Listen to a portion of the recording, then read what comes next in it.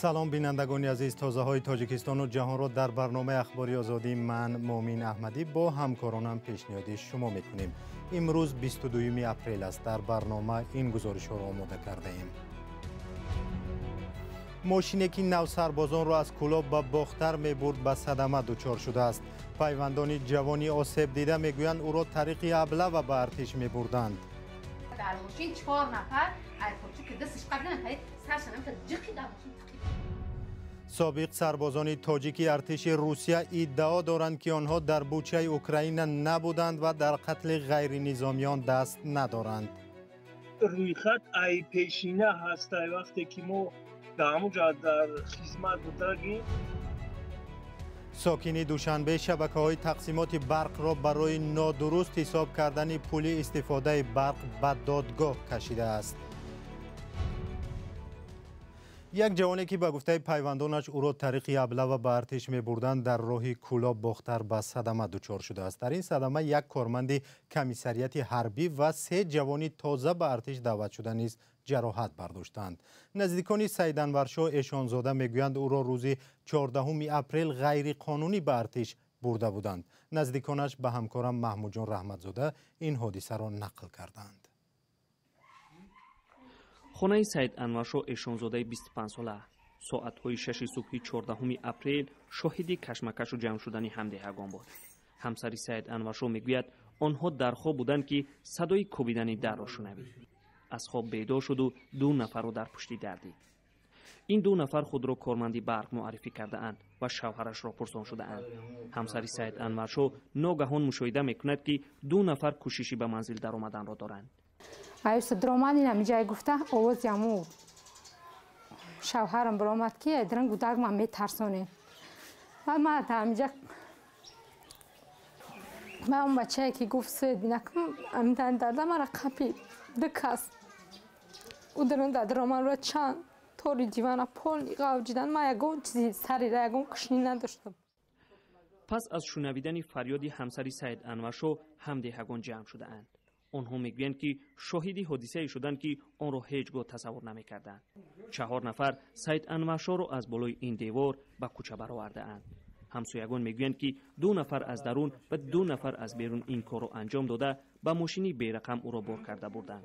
بچه ها در سر دیوار برآمد سنی بچه ما که جان ما بخر بود که من دیگه نمیتونم ترچ کار کنم. شلوبکش در اونجا غلطید نیم سرش ایدرمت پوچکش ایدیر ایسان کشیدن غلطوندنش گرفتم بعد این تبرورده کشیده در ماشین 4 نفر ایرپورت که دستش قبلا تا سرشنم تا جکی در ماشین تقیده. سید انورشاه ایشانزاده ساکن دهه چهارباغ شهر کلاب است. یتیم کل بوده در تربیه عمکش بزرگ شده است. همسرش بعد رفتن شوهرش به پدرش تلفن کرده از قضیه آگاه کرده است. خسور از پشت ماشین دامادش رفته آگاه شده است او را کارمندان میلیسا سرباز شکار کرده اند.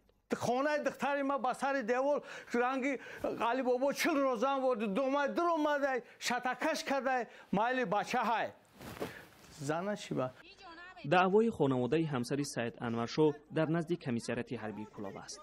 خانواده او در قضیه ابله سید انورشاه امید خالقزاده معاون سردار شعبه وزارت کارهای داخلی کلاب را گناهکار می‌دانند. این هم ماشین سید ابرار عبدالحیف است که به قول او نفرانی سرباز شکار کننده زده کارنشایم کرده اند.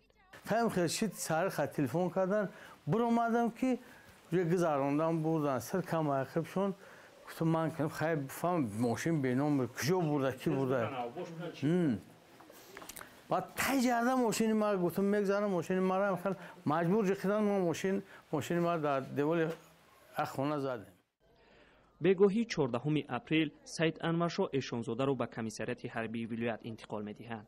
در راه ماشین سید انورشاه ایشانزاده به صدمه دچار شده 5 نفر جراحت می‌بردارند. حالا سید انورشاه با چند اعضای شکسته در بیمارستان ولایتی باختر بستری است. خانواده‌اش ادعا دارد که به در کدام نهاد سر زدند عرض آنها را گوش نکردند. ما تلاش کردیم با امید خالقزاده معاون سردار شعبه وزارت کارهای داخلی کلاب صحبت کنیم تا قضیه را شهر دهد، اما به زنگ‌های ما پاسخ نداد. اما نوارهای تازه‌ای که دسترس رادیو آزادی شد از ابله امید خالقزاده شهادت می‌دهد. با وجود شکایت‌های زیاد مقامات در کلاب وجود ابله را رد می‌کند. نفری که ابله شد حالا بستری شده است. خانواده‌اش میگوید که تا کنون برای طبابتش یگان مقامدار به نزدش نآمده است. محمود رحمتزاده، آزادی، کلاه. چند زاده تاجیکستان که در گذشته در ارتش روسیه خدمت حربی کردند از دیدن نامشان در رویخط افرادی که در شهرک بوچه اوکراین حضور داشتند حیران شدند.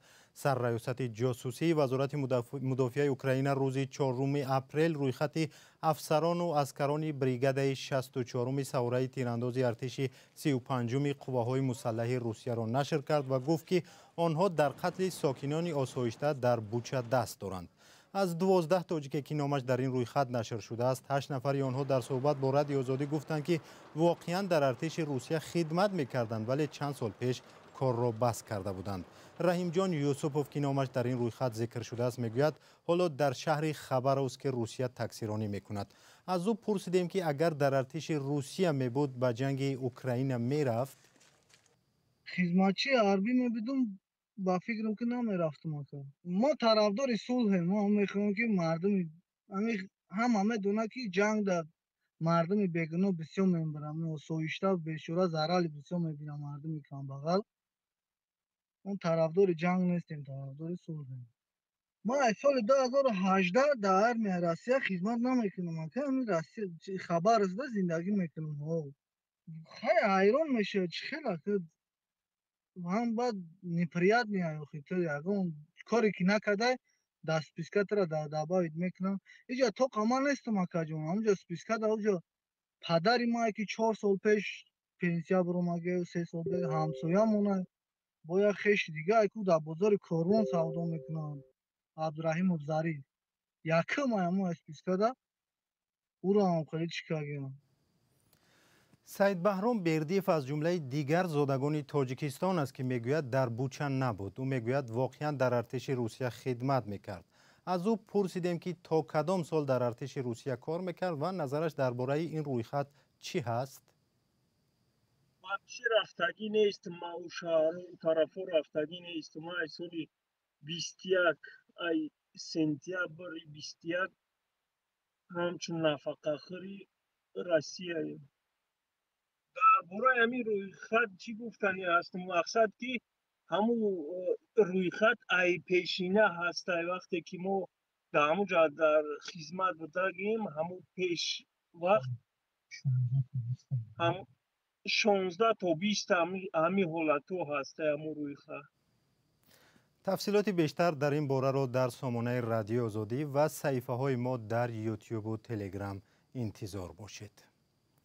حقوقشناسان از سازمان قنطر و یا ینوری تازه بنیاد از مقامات قزاقستان تقاضا دارند که تحقیق اعتراضهای دست جمعی ماه ینوری سال روان را درست به راه مانند.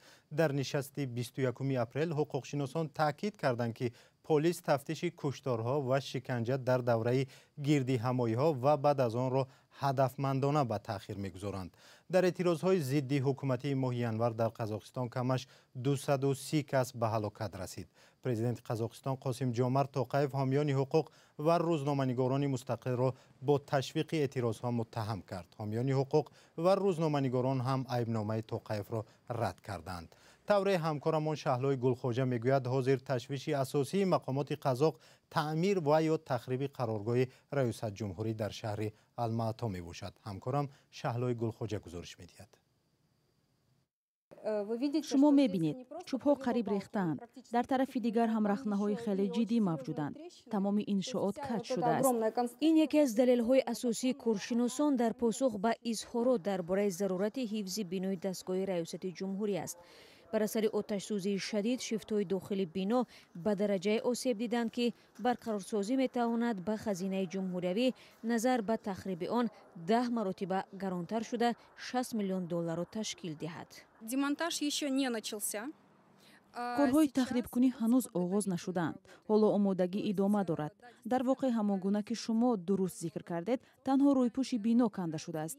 ما حالا نه زیر بنای انشاءات بلکه قسمت‌هایی را می‌کنیم که می‌تواند به بالای سر راهگذران افتد. برای از بند بردن بنای دستگاه رئیس جمهوری شهرنشینان مخالفت دارند. تصمیم نهایی درباره سرنوشت آن بعد محاکمه‌های مردمی گرفته می شود. اما مقامات محلی تا حال حتی سنه برگزاری آنها را معین نکردند. ёдовар мешавем ки қароргоҳи раиси ҷумҳур дар алмато дар ошӯбҳои моҳи январ ҳамзамон бо тасарруфи ҳокимият ғасб шуда буд. мақомот борҳо изҳор доштанд ки дар паси ошӯбгарону ғоратгарон афроди мушаххас меистанд ва имрӯз дӯстдонии кул ҳатто маблағеро ки гӯё ба иштирокчиён пардохта шудааст эълон кард. ҳамин тавр дар вилояти алмато шаҳрвандон О ва Н ки дар шаҳри Талдиқурғон маблағгузории ошӯбгарон ва ҳамчунин дар расондани зарар ба амволи шаҳрвандону тасарруфи иншооти давлатӣ саҳм гузоштанд муайян карда шуданд. барои иштирок дар беназмиҳо барои ҳар нафар аз 20 то 100 доллари амрикоӣ пардохт мешуд. ин далелҳо дар рафти тафтиш муқаррар гардида аз ҷониби гумонбарони иштирокдор дар бетартибиҳо зимни пурсиш тасдиқ шуданд. ба гуфтаи додситонии кул созмондиҳандагон гӯё каналҳои телеграмро таъсис додаву дар муддати кӯтоҳ чанд ҳазор муштарӣ пайдо карданд. гузашта аз ин ба қавли манбаъ ин чатҳо ҳатто дар он рӯзҳое ки тақрибан дар тамоми минтақаҳо интернет хомӯш буд кор мекарданд. ҳоло корҳои тафтишотӣ барои муайян ва ҷустуҷӯи дастандаркорон комилан ба дӯши додситонӣ гузошта шудааст. вазорати корҳои дохилӣ танҳо далели дуздиву ғоратгариро тафтиш мекунад. вазорати корҳои дохилии қазоқистон мегӯяд 323 нафар аз гумонбаршудагон бинобар хислатномаи мусбат бо пардохти гарав озод шуданд. дар маҷмӯъ феълан беш аз 4800 парвандаи ҷиноии марбут ба ҳаводиси моҳи январ дар баррасӣ аст. зиёда аз 600 нафар дар ҳабс мебошанд. барномаро бо гузорише аз Душанбе идома медиҳем. як сокини шаҳри Душанбе барои беасос ва барзиёд ҳисоб намудани маблағи истифодаи нерӯи барқ шабакаҳои тақсимоти барқро ба додгоҳ додааст. чунин ҳолат ки сокинон аз болои идораи барқ даъво кунанд камсобиқа аст. назаршо Лангаршоев сокини шаҳри Душанбе мегӯяд шабакаҳои тақсимоти барқ чанд баробар бештар пули истифодаи барқро ҳисоб кардааст ки пардохти он аз тавонаш берун аст. ҳамкоронам Алишер Зарифӣ ва Шаҳлои Абдулло дар ин бора гузориш таҳия карданд.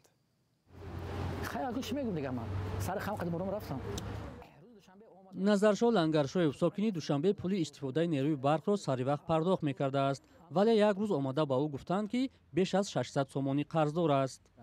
моҳи ноябр буд, назорши хона ба омадам, гуфтанд ки бародари азиз, ба фикри ман ҳамин ҳисобкунаки шумо кам кор мекунад. гуфт як кор мекунем. ана ира мо бояд ҳисобкунака канем, баъд лаборатория бурдан дар кор, лаборатория рӯзаи хулосаша мебурорад. ташхиси озмоишгоҳи шабакаҳои тақсимоти барқ нишон додааст ки ҳисобкунаки барқии ӯ корношоям аст ва дуруст ҳисоб намекунад. ба ӯ гуфтанд айни замон хотираи дигари ҳисобкунаки барқӣ ҳаққи истифодаро дуруст ҳисоб мекунад ва Назаршо Лангаршоев бояд 600 сомониро пардозад.